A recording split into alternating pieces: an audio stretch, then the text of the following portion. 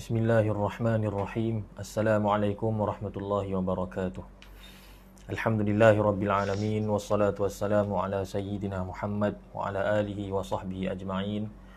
Subhanaka la ilma lana illa ma 'allamtana innaka antal alimul hakim. Wa la hawla wa la quwwata illa billahil aliyyil azim. Alhamdulillah, muslimin dan muslimat yang dirahmati lagi dikasihi oleh Allah Subhanahu wa taala. Syukur pada Allah Subhanahu wa taala. Pada pagi ini dapat kita sama-sama meneruskan kuliah tafsir Al-Quran kita, dan masih lagi kita dalam surah Yasin. InsyaAllah mungkin lagi sekali atau dua kali pertemuan kita akan menghabiskan atau menyelesaikan tafsir surah Yasin dengan izin Allah Subhanahu Wa Taala. InsyaAllah pada hari ini kita mulakan dengan ayat yang ke-66. Dan kita seperti biasa kita baca terlebih dahulu sebelum kita melihat makna ayat-ayat yang kita baca. A'udzu billahi minasy syaithanir rajim. Bismillahirrahmanirrahim. Walau nasha'u latamasna 'ala a'yunihim fastabaqus sirata fa anna yubsirun. Walau nasha'u lamasakhnahum 'ala makanatihim famastata'u mudiyyan wa la yarji'un. وَمَن نُعَمِّرْهُ نُنَكِّسْهُ فِي الْخَلْقِ أَفَلَا يَعْقِلُونَ. Sadaqallahul azim. Ayat yang ke-66, Allah Subhanahu wa taala berfirman, "Walau nasha'u latamasna 'ala a'yunihim fastabaqus sirata fa anna yubsirun." Ya. Allah Subhanahu wa taala berfirman, dan jika kami mahu pastilah kami hapuskan penglihatan mereka. Ya. Fastabaqus sirat. Maka mereka pun berlumba-lumba, yakni mencari jalan. Ya. Fa anna yubsirun. Maka bagaimana mereka dapat melihat? Dalam ayat ini Allah Subhanahu wa taala, kalau mengikut tafsir Syekh Tantawi rahimahullahu taala, dalam ayat ini Allah Subhanahu wa taala memberikan ancaman kepada orang-orang kafir. Yang mana orang-orang kafir ini, mereka ini sentiasa dalam keadaan kufur. Mereka berterusan dalam keadaan kufur walaupun setelah dikemukakan kepada mereka hujah-hujah, sama ada daripada dalil, daripada nas Al-Quran, hadis, kata-kata Nabi sallallahu alaihi wasallam, maupun dalil secara akal, hujah-hujah akal. Dan alam ini pun terbentang luas di hadapan mereka untuk mereka mengambil iktibar. Tapi masih lagi mereka istimrar, masih lagi mereka berterusan dalam keadaan kekufuran. Maka Allah Subhanahu wa taala cabar mereka. Allah ingatkan mereka kepada kekuasaannya. Maka Allah Taala mengatakan kepada mereka, kami ini, kalau kami nak, kalau kami mahu, kalau kami ingin, maka nescaya boleh sahaja kami menghilangkan mata mereka. Boleh sahaja kami menghilangkan penglihatan mata mereka. Lalu mereka tidak nampak. Lalu mereka mencari-cari jalan.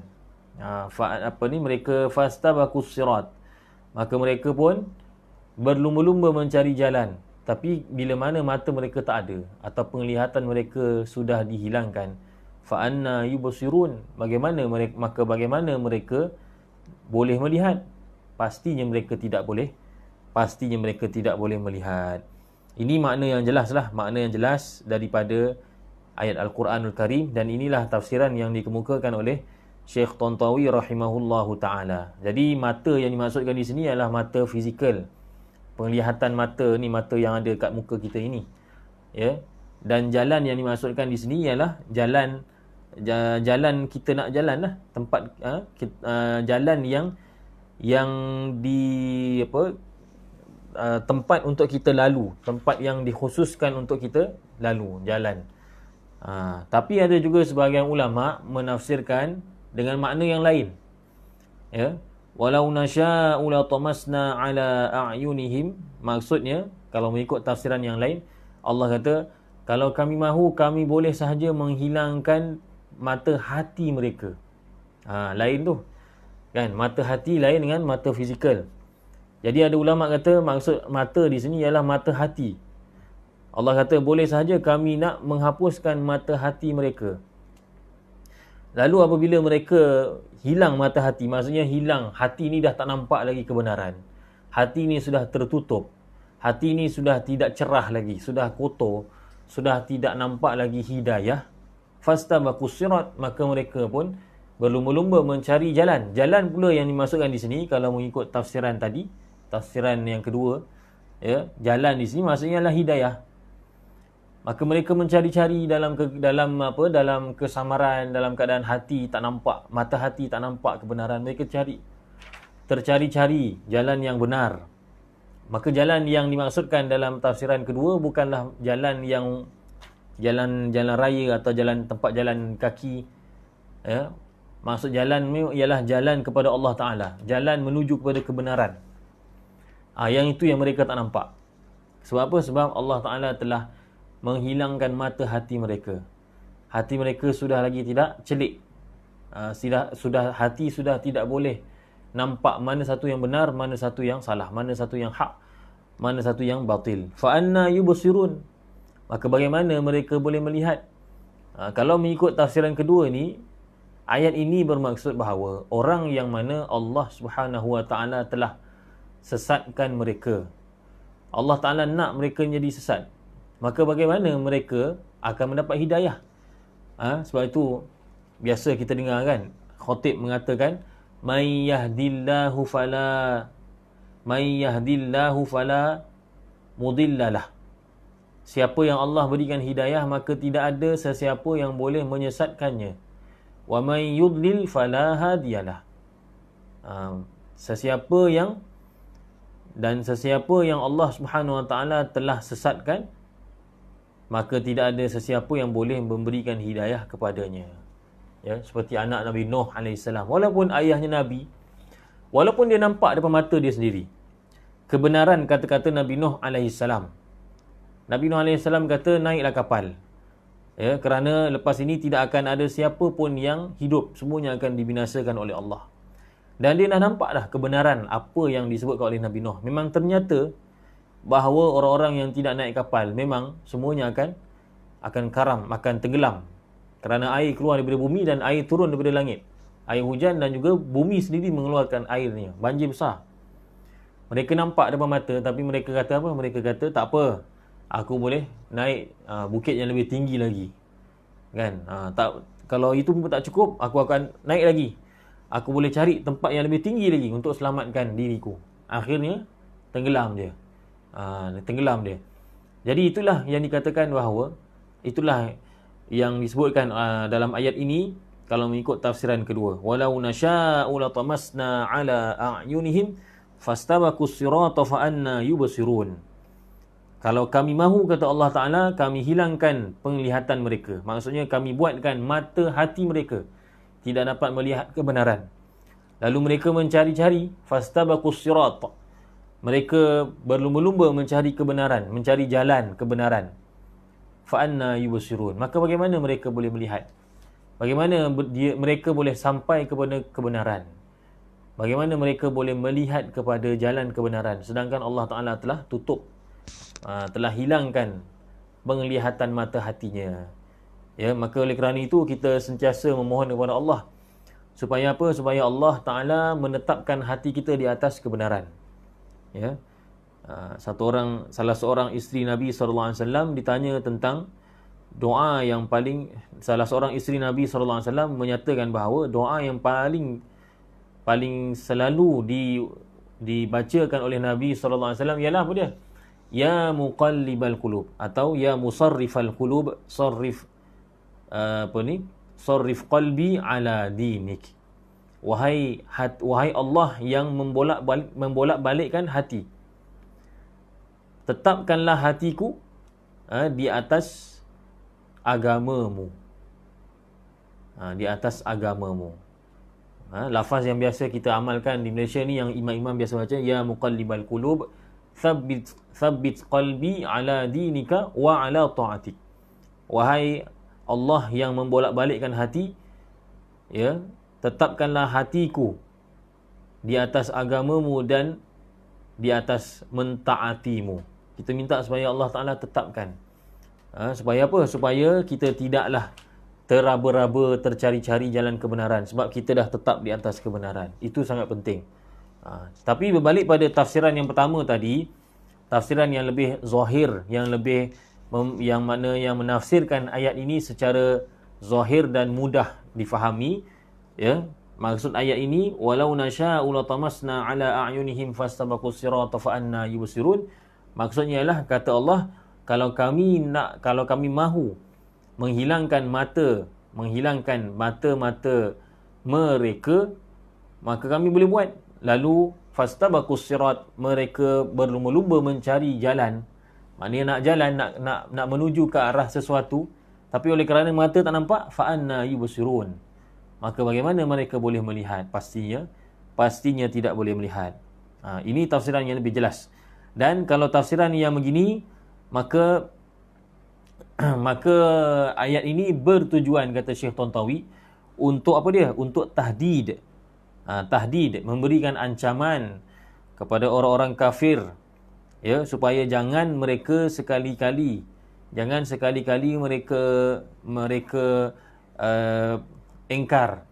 Kerana kalau Allah mahu, Allah boleh tarik satu daripada nikmat yang Allah berikan pada mereka, iaitu nikmat mata. Dan kalau kita lihat, mata ni memang di antara nikmat Allah Subhanahu Wa Taala yang sangat berguna. Dan hilangnya nikmat mata maka menyebabkan hilangnya banyak nikmat yang lain. Contohnya, kita makan ni guna mulut. Tetapi kalau sekiranya kita tutup mata kita akan dapati kesedapannya itu tidak sama seperti mana kita makan dalam keadaan melihat makanan tersebut. Kan? Contoh, kita makan dalam gelap, kita tak akan nampak, kita tak akan rasa selazat kita makan dalam keadaan kita nampak makanan tersebut. Kan? Kalau makanan tu cantik, ya, dia ada warna-warni, susunannya elok, kemudian dalam keadaan kita melihat kecantikan makanan tu, kita makan, itu lebih nikmat berbanding kita tutup mata kita dan kita disuapkan makanan yang sedap. Memang kita rasa sedap, tapi tak sama dengan orang yang makan dalam keadaan dia tengok susunan cantik tu, dengan ayam goleknya, dengan kambingnya, dengan manisan tu pula bukan ditabur sebarangan, disusun elok-elok. Masya Allah, itu lebih nikmat sebenarnya. Jadi mata ni sangat berguna. Sebab itulah ada sesetengah pandangan mata yang Allah Ta'ala jadikan ianya haram, dan ada setengahnya adalah mendapat pahala. Contohnya, melihat wanita ajnabi haram, melihat aurat orang lain haram hukum dia, tanpa sebab-sebab yang munasabah yang diiktiraf oleh syarak. Dan ada pandangan yang harus, dan ada pandangan yang berpahala pula, menghasilkan pahala. Contohnya pandangan kepada ibu bapa, ya, melihat wajah-wajah orang soleh yang mengingatkan kita kepada Allah, dan juga melihat Kaabah. Melihat Kaabah di antara pandangan mata yang berpahala, yang ada pahala. Jadi nikmat mata itu sangat besar. Kerana itulah Allah Subhanahu Wa Taala mengingatkan kepada orang-orang kafir, jangan kamu engkar, jangan sekali-kali kamu berlagak sombong. Kerana mata kamu tu, yang kamu rasakan, dengan mata tu kamu boleh buat begini, boleh buat begitu, kamu boleh mendapatkan pengaruh. Dengan mata itu kamu boleh buat projek ini, boleh buat sebarangan. Mata itu yang kamu ada itu, kalau kami ambil, kalau kami ambil, maka kamu tak dapat lihat. Kamu tak akan dapat lihat. Kamu tidak akan dapat melihat dunia ini. Ya. Jadi ini baru nikmat mata, ya. Baru nikmat mata. Sebab itu ada diceritakan bahawa satu orang yang banyak beramal soleh, ya, apabila dimasukkan dalam syurga dengan rahmat Allah, maka dia kata, wahai Allah, masukkanlah aku dengan amalan aku. Kenapa masukkan dengan rahmatmu? Aku dah banyak buat amal, beratus-ratus tahun aku beribadah. Maka apabila Allah Ta'ala perintahkan supaya ditimbang matanya dengan amal solehnya, maka didapati nikmat matanya itu lebih berat daripada segala amal soleh yang dia lakukan. Itulah besarnya nikmat mata. Kalau kita beribadah sepanjang hayat kita pun, kita sama sekali tidak akan dapat membayar nikmat mata yang Allah berikan kepada kita. Sebab itu Allah kata, walau nasya'u latamasna ala a'yunihim fastabaqus sirata fa anna yubsirun. Baik, seterusnya Allah Subhanahu wa taala berfirman, walau nasya'u lamasakhnahum ala makanatihim. Dan kalau kami mahu, kata Allah Ta'ala, pasti kami, latamasna tadi dia ada lam kan, lam tu maknanya pasti, jadi kena terjemahannya pasti, ya, pasti. Walau nasya'u lamasakhnahum ala makanatihim. Dan kalau kami mahu, kata Allah Ta'ala, pasti kami mengubah mereka ala makanatihim, dalam di tempat mereka berada. Kami mengubah mereka.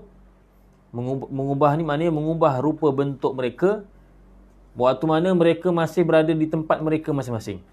Famastata'u mudiyyan wala yarji'un. Maka oleh yang demikian, ya, tidaklah dapat mereka berjalan, dan tidak dapat mereka pergi, dan tidak dapat mereka balik semula. Jadi lamasakhnahum di sini pun juga ada beberapa tafsiran. Ada ulama yang menafsirkan bahawa lamasakhnahum di sini seperti mana Syekh Tantawi rahimahullahu taala menafsirkan lamasakhnahum di sini maksudnya adalah mengubah. Maksudnya apa? Maksudnya Allah beritahu, kalau kami mahu, kami boleh saja mengubah rupa bentuk kamu. Daripada manusia menjadi haiwan. Daripada manusia menjadi batu. Seperti mana orang-orang dulu kan, dia marah, dia kata, aku sumpah kau jadi batu. Itu yang jadi cerita batu belah, batu bertangkup. Itu menunjukkan kemurkaan dia. Punyalah dia marah sampai dia sumpah, dia kata, aku sumpah kau jadi batu. Aku sumpah kau jadi monyet. Jadi dalam ayat ini Allah kata, walau nasya'u lamasakhnahum. Kalau kami mahu, kami boleh sahaja tukarkan mereka ni. Tukarkan pada apa? Tak disebutkan. Hanya disebutkan lamasakhnahum, maknanya menukarkan rupa bentuk. Sama ada rupa bentuk dari manusia menjadi batu, atau dari manusia kepada haiwan dan selainnya. Disebutkan dalam tafsir Qurtubi beberapa jenis tafsiran, sama ada batu atau selainnya. Dan ternyata memang Allah Subhanahu wa taala telah melakukan perkara tersebut. Orang-orang Yahudi, orang-orang Bani Israel yang engkar kepada Allah Subhanahu wa taala, Allah Taala telah menukarkan kepada mereka apa? Telah menukarkan mereka menjadi qiradatal khasiin. Dalam ayat lain Allah kata Allah jadikan mereka sebagai kera-kera dan juga khinzir.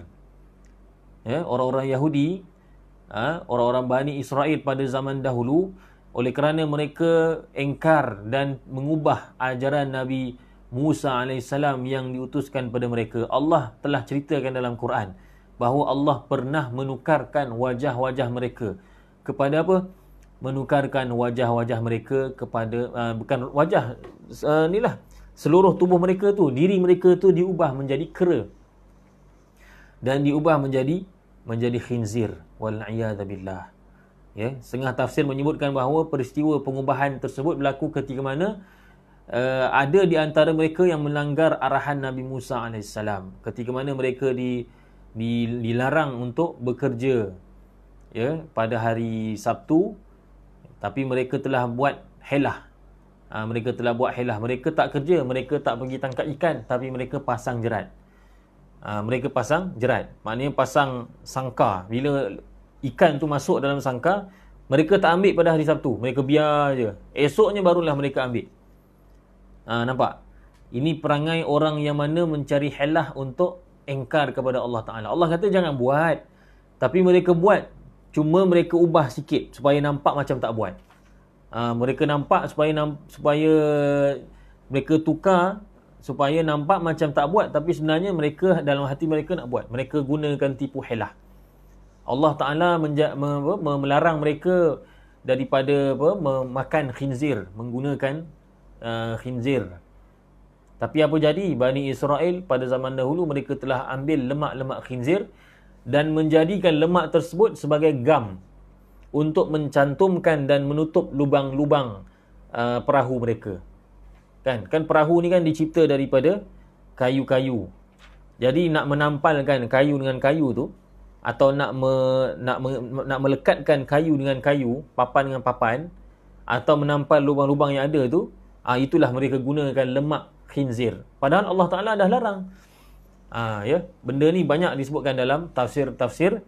Maka terbukti bahawa Allah Subhanahu Wa Ta'ala pernah melakukan maskh, iaitu mengubah wajah, mengubah rupa bentuk fizikal manusia kepada haiwan, khususnya qiradah. Faja'alnaha nakalan lima baina yadayha wa ma khalfaha wa mau'izatan lil muttaqin. Ayat sebelum tu Allah kata bahawa Allah menjadikan mereka ni, menukarkan mereka ni menjadi kera-kera. Dan ayat lain menyebutkan kera-kera dan juga khinzir kerana engkarnya mereka kepada Allah.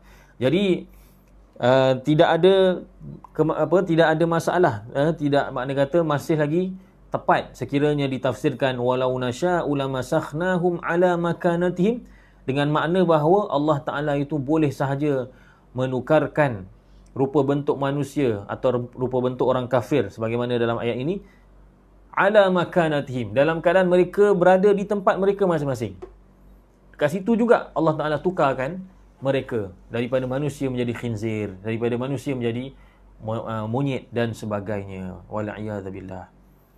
Ada juga ulama' yang menafsirkan seperti satu riwayat daripada Ibnu Abbas yang disebutkan dalam tafsir Qurtubi, bahawa lamasakhnahum di sini maksudnya ialah menghancurkan, membinasakan. Membinasakan. Walau nasya'u lamasakhnahum ala makanatihim. Dan kalau kami mampu, kalau kami mahu, kata Allah Ta'ala, pasti kami membinasakan mereka, iaitu orang-orang kafir, ala makanatihim, di tempat mereka masing-masing, di tempat di mana mereka berada. Famastata'u mudiyyan wala yarji'un. Maka tidaklah mereka nak bergerak nak maju, nak bergerak, nak berjalan, nak pergi ke tempat sesuatu tempat, wala yarji'un, dan tidak juga boleh, tidak mampu, tidak boleh juga mereka nak kembali. Maknanya nak pergi mana pun tak boleh, nak pergi tak, nak jalan tak boleh, nak batal balik pun tak boleh. Kerana apa? Kerana sudah dihancurkan, dibinasakan oleh Allah Subhanahu wa Ta'ala. Ayat ini juga, kata Syekh Tantawi rahimahullah ta'ala, maksud daripada ayat ini ataupun tujuan ayat ini ialah untuk memberikan ancaman kepada orang-orang kafir, supaya jangan mereka sekali-kali berterusan dalam keadaan kekufuran setelah dibentangkan di hadapan mereka hujah. Jangan sekali-kali mereka berkeras untuk berada dalam keadaan kekufuran, kerana Allah Ta'ala boleh sahaja melakukan maskh kepada mereka. Sama ada maskh dalam erti kata mengubah mereka menjadi makhluk yang lain, rupa bentuk lain, atau maksud yang lain ialah yang kedua, menghancurkan mereka, membinasakan mereka di tempat mereka itu. Kemudian Allah Subhanahu wa Ta'ala mengingatkan lagi orang-orang kafir, dan kita sebagai orang beriman pun patut mengambil pengajaran tentang perkara ini. Firman Allah Ta'ala, وَمَنْ نُعَمِّرْهُ نُنَكِّسْهُ فِي الْخَلْقِ أَفَلَا يَعْقِلُونَ. Dan sesiapa yang Allah Ta'ala memanjangkan umurnya, nu'ammirhu, ya, ammara yu'ammiru maknanya ialah memberikan umur, memanjangkan umurnya, maknanya tambah usia dia, panjang. Dan sesiapa yang Allah Ta'ala memanjangkan usianya, nunakkishu fil khalqi afala ya'qilun. Sesiapa yang Allah Ta'ala memanjangkan usianya, Allah Ta'ala mengembalikannya dalam penciptaannya, pada penciptaannya, afala ya'qilun, afala ya'qilun, tidakkah mereka memikirkannya? Tidakkah mereka itu berakal memikirkannya, memikirkan perkara tersebut? Dari sini ada, di sini ada perbezaan qiraat, kata Imam Qurtubi.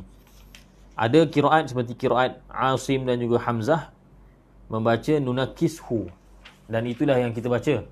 Ya, kita ni qiraat Asim, Hafs an Asim, nunakishu. Manakala qiraat lain yang ada yang membaca nankusuhu, nankusuhu. Dari segi tafsiran pula, apa maksud nunakishu? Maksudnya ialah, kata Qatadah, bahawasanya Allah Subhanahu Wa Taala mengubah manusia itu dari keadaan kanak-kanak menjadi keadaan orang tua yang serupa seperti mana kanak-kanak. Itu maksud ayat tu. Ya, maksud ayatnya ialah ayat tadi, wa man nu'ammirhu nunakkishu fil khalqi afala ya'qilun. Maksudnya ialah orang-orang yang kami lanjutkan usianya menjadi tua.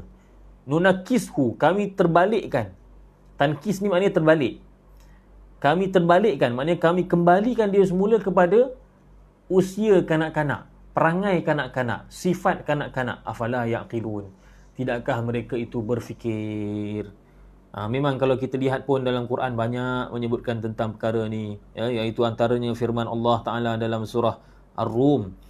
Allahul ladzi khalaqakum min dha'fin thumma ja'ala min ba'di dha'fin quwwah thumma ja'ala min ba'di quwwatin dha'fan wa shaybah yakhluqu ma yasha'u wa huwal alimul qadir. Allah yang menjadikan kamu, Allah yang menciptakan kamu dari kelemahan, kemudian dia menjadikan kamu dari selepas kelemahan kepada kekuatan. Kemudian dia menjadikan kamu selepas kekuatan kelemahan semula. Wasyaibah, tua beruban, menjadi tua. Bukan saja lemah, tua beruban. Dha'fan wasyaibah, lemah dan juga tua beruban. Yakhluqu ma yasha'u wa huwal alimul qadir. Allah Ta'ala menciptakan apa yang dia kehendaki dan dia maha mengetahui lagi maha berkuasa. Dalam ayat yang lain Allah Ta'ala berfirman dalam surah An-Nahl ayat 70, wa minkum man yuraddu ila ardhalil umuri likai la ya'lama ba'da ilmin syai'a. Dan sebahagian daripada kamu ada yang dikembalikan kepada umur yang lemah. Kan? Masa muda Masya Allah hebat, kuat, tangkas. Tapi bila tua dikembalikan kepada arzalil umur. Dikembalikan kepada zaman lemah dahulu. Dia jadi lemah balik. Jadi macam kanak-kanak balik. Makan tak boleh, kena suap seperti mana budak-budak. Kan? Bila buang air tak boleh, tak teringat, tak perasan. Akhirnya ya terbuang air dalam seluar. Maka akhirnya dipakaikan semula lampin dewasa. Itu yang dimaksud dengan arzalil umur, likai la ya'lama ba'da ilmin syai'a, sehingga dia tidak mengetahui sesuatu selepas dia tidak mengingati sesuatu selepas mengetahuinya. Maksudnya apa? Maksudnya dia jadi pelupa. Dulu masa muda hebat, kuat, tapi bila dah tua, bila dah Allah Ta'ala dah panjangkan usianya, maka dia jadi pelupa. Dahulunya dia ingat, kemudian apa yang dia ingat tu dia lupa. Dia lupa. Dan ini memang berlaku. Saya sendiri ada pengalaman menjaga arwah ayah saya yang tua kan. Uzur, sakit lama, 4 tahun ya. 4 tahun terlantar di rumah. Tak boleh berjalan, tak boleh bergerak. Itu yang waktu dia terlantar. Waktu sebelum tu lagi, waktu dia pakai tongkat, itu lagi banyak lah. Kan? Tapi waktu beliau terlantar, tak bergerak, duduk di atas katil, hanya duduk di rumah. Masa tu kita nampak perbezaannya daripada awal sampailah di akhir kematian. Waktu malam meninggal dunia itu memang saya ada di rumah ayah saya. Memang saya tidur di situ. Memang kita nampak lah. Ya? Memang di akhir hayatnya tu memang tak ingat. Hatta walaupun dah makan pun tak ingat. Kita dah bagi makan dah kenyang, dah sedawa, dah minum air, kemudian rehat. Kemudian dia terlupa. Dia minta lagi makan. Dia kata belum makan lagi. Jadi kita tak marah. Sebab apa? Kita tahu Allah dah sebutkan, dah bagi tahu pada kita dalam Quran bahawa manusia yang Allah Ta'ala panjangkan usianya, memang akhirnya nanti dia akan kembali semula kepada kanak-kanak. Dia akan jadi lemah, dia akan tak ingat. Jadi perkara ni sepatutnya memberikan kita keinsafan.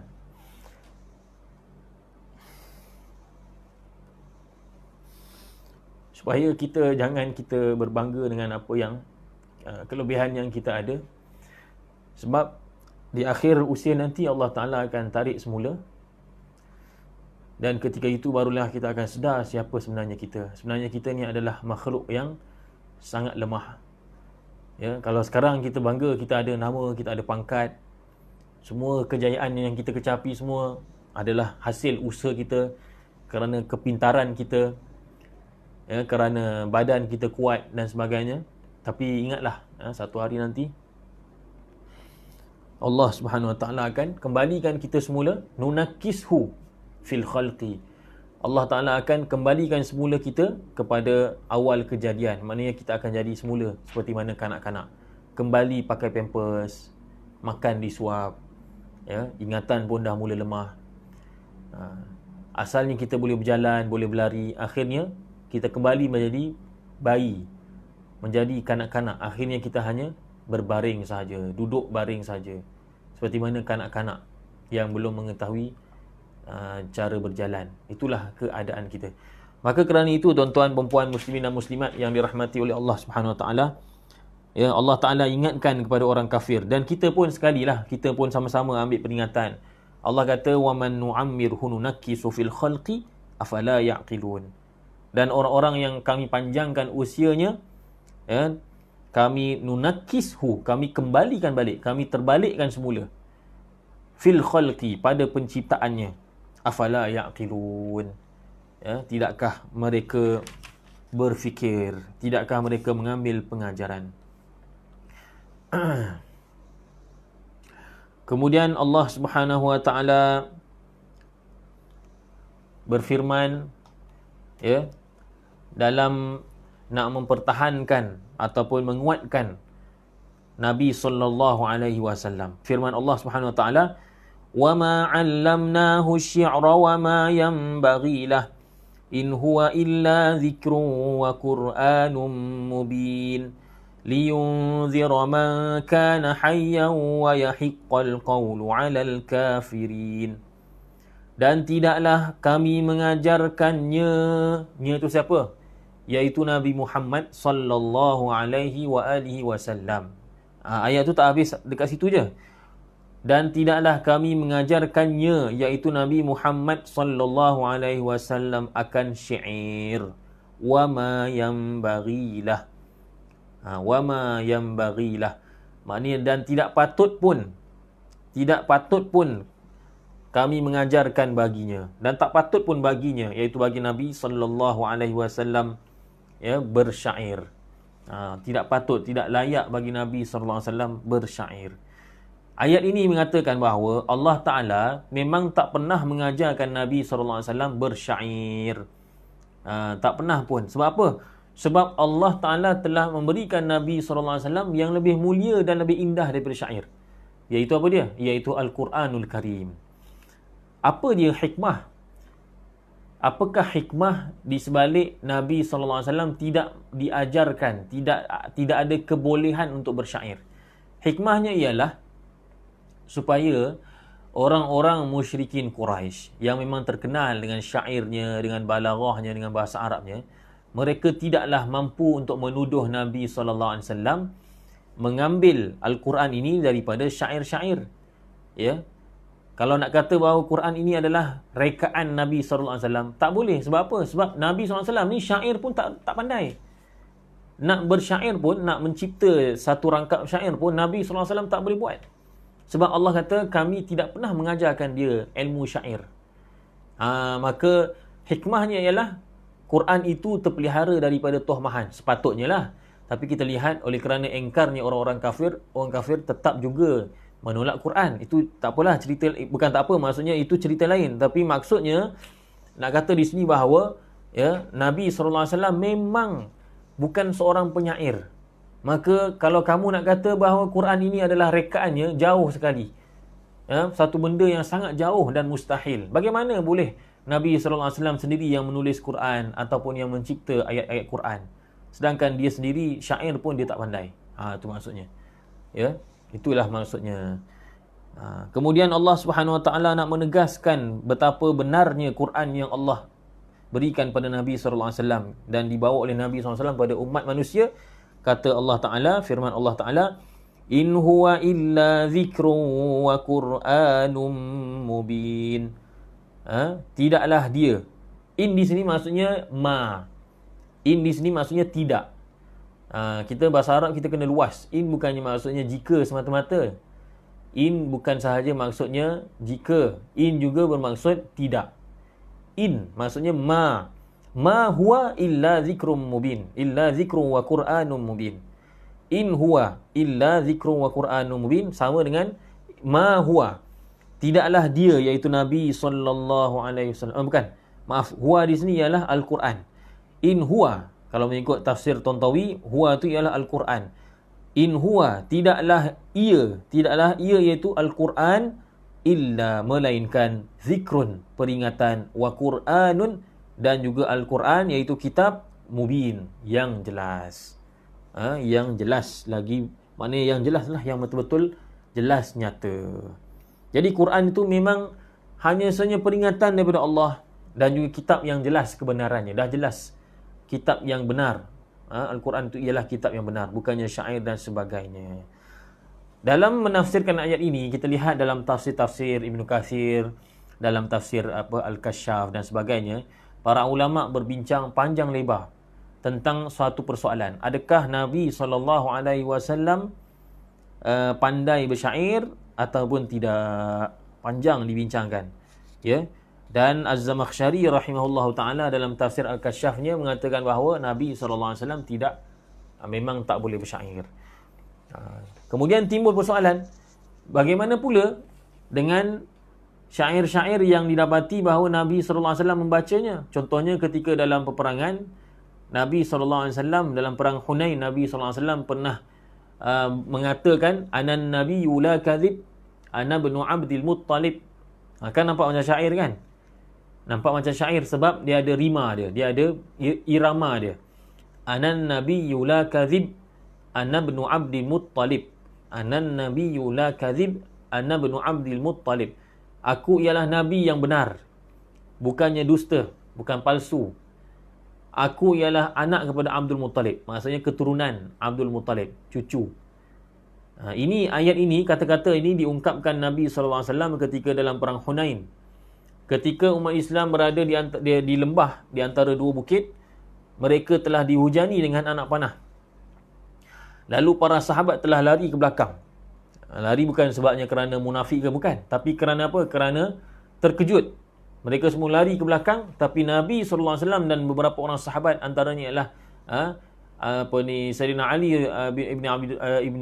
ibni Abi Talib radhiyallahu anhu, bersama dengan Nabi SAW maju ke depan. Dan ketika itu Nabi SAW mengucapkan dengan tegas, Anan nabiyyu la kadhib, ana ibnu Abdil Muttalib. Nabi SAW memang Nabi yang benar, yakin dia bahawasanya dia akan sentiasa dibantu oleh Allah, sama sekali tidak akan ditumpaskan oleh pihak lawan, walaupun orang lain semua dah ke belakang. Itu ceritanya. Jadi kata-kata tadi tu kelihatan macam syair. Bukankah itu menunjukkan bahawa Nabi SAW boleh bersyair? Maka kata Az-Zamakhsyari, tidak. Tidak. Ya, kerana apa? Kerana itu, kata Az-Zamakhsyari, kata-kata itu diungkapkan oleh Nabi SAW kerana tanpa sengaja. Maksudnya keluar secara tak sengaja. Ataupun bahasa kita lah kan, bahasa kita kita kata kebetulan seperti syair. Ketika Nabi SAW mengeluarkan kata-kata tersebut, kebetulan iramanya itu macam irama syair. Ya. Maknanya bukan Nabi SAW sengaja mereka-reka supaya hujungnya sama, rimanya sama, tidak. Tidak. Tetapi oleh kerana Nabi SAW orang Arab, ya, jadi jiwa Arab tu kuat, ya, kekuatan bahasa Arab tu memang hebat. Sadiqah ni maknanya sifat tabi'inya sebagai orang Arab tu kuat. Jadi bila bercakap tu dalam keadaan situasi begini, keluar perkataan yang seolah-olah nampak macam syair, sebenarnya bukan syair. Itu jawapan Az-Zamakhsyari dan juga ulama lain. Begitu juga dalam peristiwa yang lain, atau dalam peristiwa yang sama, saya tak ingat lah, tapi ada rangkap yang lain. Dalam riwayat yang lain disebutkan Nabi SAW mengatakan ketika mana jari Nabi SAW, saya pun tak pasti jari yang mana satu, berdarah. terluka di jalan Allah Subhanahu Wa Taala, maka terus sahaja terkeluar daripada lidah Nabi sallallahu alaihi wasallam yang mulia perkataan yang berbunyi hal anti illa isba'un damiti wa fi sabilillahi laqiti. Nabi sallallahu alaihi wasallam kata kepada jarinya yang terluka itu, kamu ni tidaklah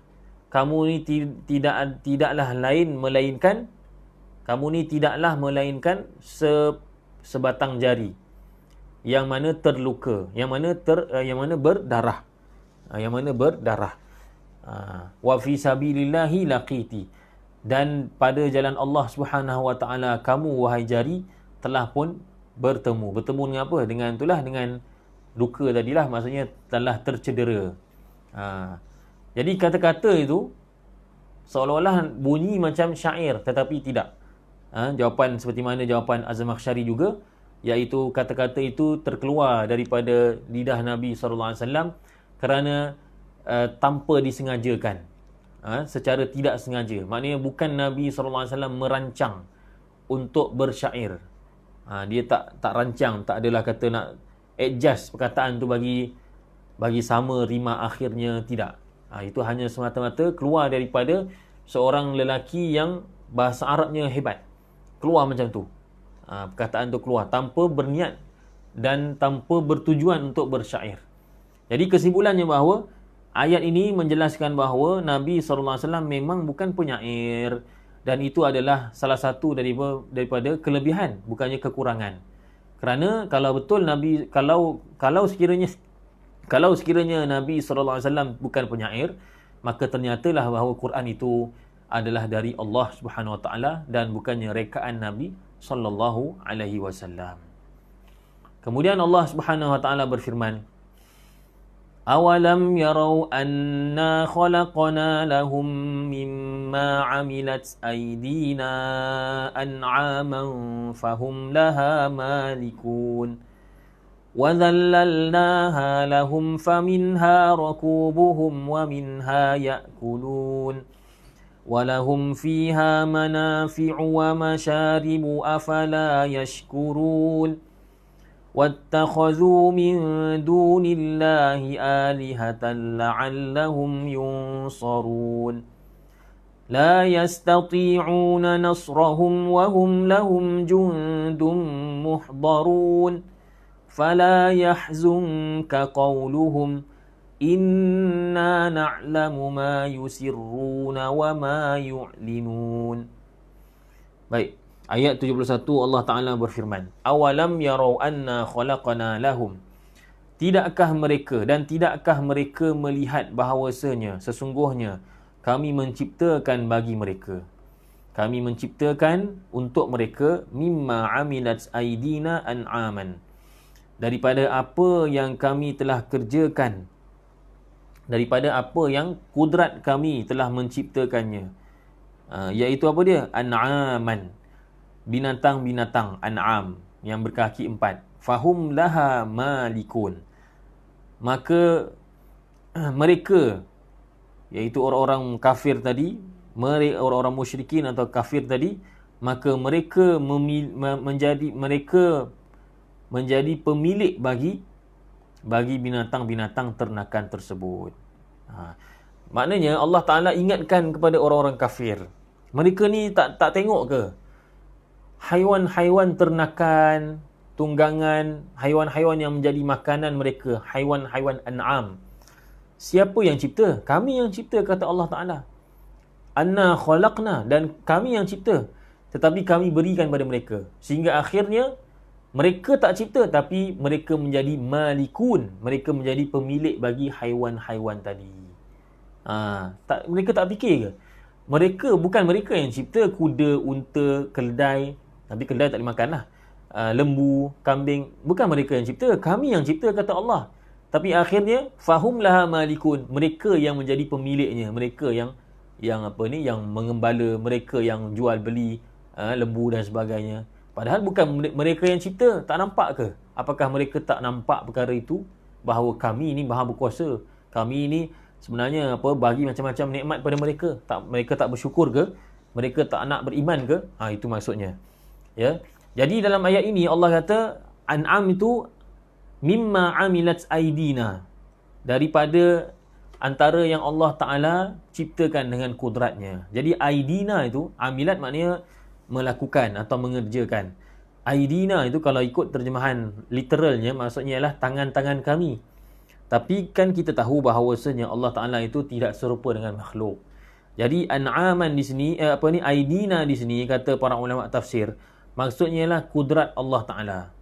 Ya, jadi maksud anna khalaqna lahum mimma amilat aidina an'aman maksudnya ialah sesungguhnya kami menciptakan bagi mereka ya an'am, iaitu binatang-binatang berkaki empat yang amilat aidina, yang kudrat kami menciptakannya. Dengan maknanya Allah Ta'ala dengan kudratnya menciptakan binatang-binatang tersebut. Tapi akhirnya mereka yang tidak menciptakannya, iaitu orang-orang musyrikin, termasuklah kita pun, kita manusia, kita yang yang Islam ni pun bukan kita yang cipta, tapi kita memilikinya. Allah bagi kita memiliki binatang-binatang ternakan. Kemudian Allah Ta'ala berfirman lagi, wa dzallalna lahum faminha rakubuhum wa minha ya'kulun. Dan kami tundukkannya. Nya itu ialah binatang-binatang tadi. Kami jadikan dia tunduk, patuh lahum, kepada mereka, iaitu kepada orang-orang musyrikin, orang-orang kafir, dan termasuklah juga kita.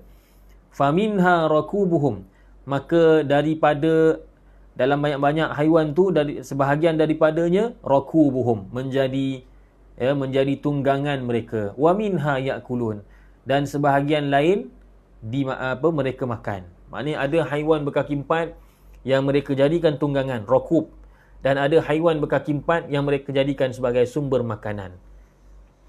Maknanya Allah Ta'ala ingatkan lagi nikmat Allah, kamu tak nampak ke? Ya, haiwan-haiwan ni kalau bukan Allah Ta'ala yang jadikan mereka tunduk patuh kepada manusia, maka pasti manusia tak boleh jadikan dia sebagai tunggangan, sebagai kenderaan, dan pasti manusia tak boleh makan. Ya, kuda lembu tu kalau Allah Ta'ala jadikan dia seperti harimau, seperti singa, maka nescaya manusia tak boleh makan. Kerana itu Allah Ta'ala ingatkan kita, kamu jangan lupa, zallalnaha, kami yang jadikan haiwan-haiwan tu tunduk kepada manusia, maknanya patuh kepada manusia. Unta yang besar macam tu, yang kuat tenaganya, itu pun Allah jadikan dia tunduk kepada manusia. Apabila nak sembelih, maka dia akur kepada manusia. Lembu contohnya, walaupun dia degil, dia berkeras, tapi akhirnya manusia boleh sembelih dia. Itu menandakan bahawa zallalnaha, manusia sikit pun tak boleh ambil manfaat daripada haiwan-haiwan tu. Maka perkara ni wajar diperhatikan, wajar diambil pengajaran. Walahum fiha manafi'u wa masyaribu afala yashkurun. Dan lahum, untuk mereka, fiha, pada haiwan-haiwan tersebut, manafi', ada manfaat-manfaat, wa masyarib, dan juga minuman-minuman. Yalah, sebab kita minum susu kambing kan, susu lembu. Jadi haiwan-haiwan tu menjadi sumber manfaat dan juga sumber minuman. Afala yashkurun, tidakkah mereka bersyukur? Allahu Akbar. Sebab tu kita kena sentiasa bersyukur pada Allah. Ya, banyak nikmat yang kita tak perasan. Kalau kita baca Quran macam ni dengan tadabbur, baru kita perasan rupa-rupanya kambing, lembu, unta, kuda, semuanya itu adalah nikmat daripada Allah. Wattakhadhu min dunillahi alihatan la'allahum yunsarun. Dan mereka, iaitu orang-orang kafir musyrikin tadi, ittakhadhu, mereka mengambil, min dunillah, selain daripada Allah, alihah, Tuhan-Tuhan, banyak alihah. Ilah satu Tuhan, tapi ini alihah. Mereka mengambil Tuhan-Tuhan selain daripada Allah. La'allahum yunsarun. Tujuan mereka supaya mudah-mudahan mereka itu ditolong, dibantu oleh Allah. Kenapa Allah Ta'ala nyatakan begini? Kerana Allah nak kata begini, kami dah bagi dia macam-macam bukti. Dah bagi macam-macam. Dah bagi macam-macam dalil dan sebagainya. Dan kami dah ingatkan mereka ni, orang-orang kafir ni, kepada nikmat Allah. bahawasanya mereka itu beroleh an'am, binatang-binatang berkaki empat. Ada yang mereka makan, ada yang mereka jadikan sebagai tunggangan, ada yang mereka jadikan sebagai sumber minuman, dan ada yang manfaat selain daripada itu. Walahum fiha manafi'. Itu pun kata Allah Ta'ala, mereka masih lagi ittakhadhu min dunillah. Mereka mencari-cari, mengambil Tuhan-Tuhan lain selain daripada Allah Ta'ala. Tujuannya apa? La'allahum yunsarun. Mereka sangkakan, mudah-mudahan, ya, moga-moga yunsarun, mereka itu mendapat pertolongan. Mereka dibantu oleh Tuhan-Tuhan tadi. Tapi apa yang berlaku ialah, dalam ayat seterusnya Allah kata, Tuhan-Tuhan yang mereka sembah itu sedikit pun tidak dapat membantu mereka. La yastati'una nasrahum wa hum lahum jundum muhdarun. Tidaklah mereka mampu, maknanya tidaklah Tuhan-Tuhan, berhala-berhala, dewa-dewa, segala jenis Tuhan itulah yang dijadikan sebagai sekutu bagi Allah itu, semuanya itu tidaklah mereka layak untuk nasrahum, membantu mereka, membantu orang-orang kafir. Wahum lahum jundum muhdarun. Sedangkan yang realitinya apa dia? Wahum lahum jundum muhdarun. Orang-orang musyrikin, orang-orang kafir yang menyembah Tuhan-Tuhan tu pula, mereka pula yang menjadi tentera yang dihadirkan kepada Tuhan-Tuhan itu. Maksudnya apa? Mereka ni menyangka bahawa Tuhan-Tuhan ini boleh bantu mereka, tapi sebenarnya mereka yang menyembah Tuhan tu, manusia yang menyembah Tuhan-Tuhan yang banyak itu, manusia itulah yang terpaksa menjadi tentera, menjadi khadam untuk berkhidmat kepada Tuhan-Tuhan tu. Ini memang realiti. Kita lihat orang-orang yang menyembah berhala, menyembah patung dan sebagainya, mereka kata bahawa Tuhan-Tuhan itu boleh bagi manfaat mudarat. Tapi kalau sekiranya berlaku kebakaran lah di tempat mereka ibadat, siapa yang akan menyelamatkan, yang akan mengambil berhala-berhala itu dan bawa pergi? Siapa yang akan menyelamatkannya? Tuhan tu sendiri, Tuhan yang batu-batu dan juga berhala-berhala itu, mereka sendiri tak dapat selamatkan diri mereka. Sebaliknya orang yang menyembah mereka, merekalah pula terpaksa menjadi tentera-tentera, jundun. Mereka terpaksa menjadi khadam-khadam yang tolong bawa, tolong selamatkan Tuhan-Tuhan tadi daripada kebakaran. Terbalik pula. Kan? Orang tu sembah berhala tu sebab nak selamatan. Tapi masalahnya berhala-berhala tu sendiri diselamatkan dan dipelihara oleh orang-orang yang menyembahnya. Kan terbalik tu. Jadi mereka tak mampu hatta nak mengelakkan kemudaratan ke atas diri sendiri pun, berhala-berhala itu tidak mampu melakukannya.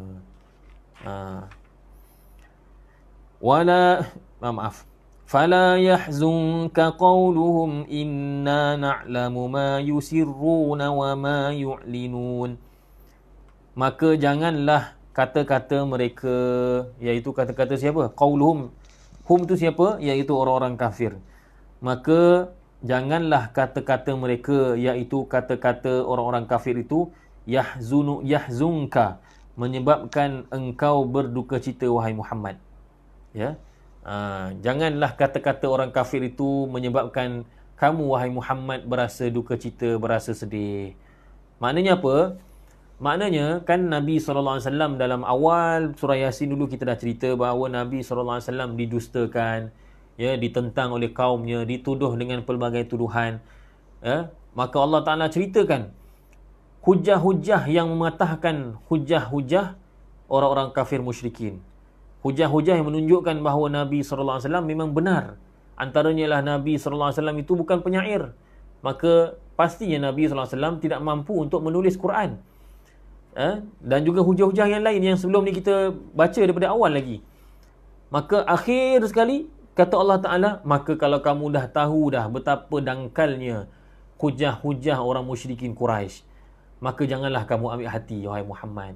Janganlah kamu bersedih, jangan kamu rasa lemah, jangan kamu rasa putus asa disebabkan qauluhum, kata-kata orang-orang kafir itu. Inna na'lamu ma yusirruna wa ma yu'linun. Sesungguhnya kami mengetahui apa yang mereka sembunyikan dan apa yang mereka nyatakan. Apa maksud apa yang kami sembunyikan dan apa yang kami nyatakan? Maksudnya ialah ya, kata-kata yang mereka sembunyikan dalam hati, kata-kata orang musyrikin, maknanya apa yang mereka sebut-sebutkan dalam hati, wa ma yu'linun, dan apa yang mereka lafazkan secara zahir, kesemuanya itu dalam pengetahuan Allah Taala. Allah tahu. Bila Allah tahu, maksudnya apa? Maksudnya nanti di akhirat Allah akan adili mereka, Allah akan hukum mereka. Maka jangan kamu sedih, wahai Nabi Muhammad sallallahu alaihi wasallam. Kata Syekh Tontawi rahimahullahu taala, ayat ini nak menghiburkan dan menenangkan hati Nabi sallallahu alaihi wasallam, supaya Nabi sallallahu alaihi wasallam menjadi kuat, menjadi keazamannya semakin kukuh untuk berdakwah menyampaikan Islam kepada seluruh umat manusia. Jadi itulah ayat-ayat yang dapat kita bincangkan dalam surah Yasin. InsyaAllah pada minggu depan kita akan sambung ayat yang ke-77, dan insyaAllah dengan izin Allah dan sekiranya dikehendaki oleh Allah, kita akan mengkhatamkan surah Yasin ini, sebab hanya tinggal beberapa ayat saja lagi, 77, 78, 79, 80, 81, 82, 83. Maknanya ada lebih kurang berapa ayat tu? 1, 2, 3, 4, 5, 6, 7. 7 ayat saja lagi. Untuk hari ini cukup sekadar ini. InsyaAllah mudah-mudahan apa yang kita bincangkan menguatkan lagi semangat kita dalam menyampaikan dakwah, dan jangan kita pedulikan apa jua bantahan dan juga kritikan orang lain, sebab semuanya telah dijawab oleh Al-Quranul Karim. Dan kita meyakini bahawa Islam adalah agama yang benar. Hujah-hujah memang telah terlalu nyata, sama ada hujah nas Al-Quran, hujah naqli, maupun hujah logik dari segi akal, pun dinyatakan dalam Al-Quranul Karim.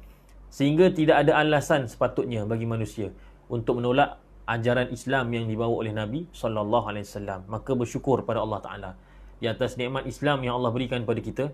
Mudah-mudahan kita doakan supaya kita tetap berada di dalam agama Islam sehingga mati. Begitu juga dengan anak cucu keturunan kita sampai hari kiamat. Amin ya rabbal alamin. Terima kasih atas perhatian dan juga komitmen tuan-tuan perempuan yang menghadiri majlis ini secara online. InsyaAllah semoga bertemu lagi pada minggu akan datang. Wassalamualaikum warahmatullahi wabarakatuh.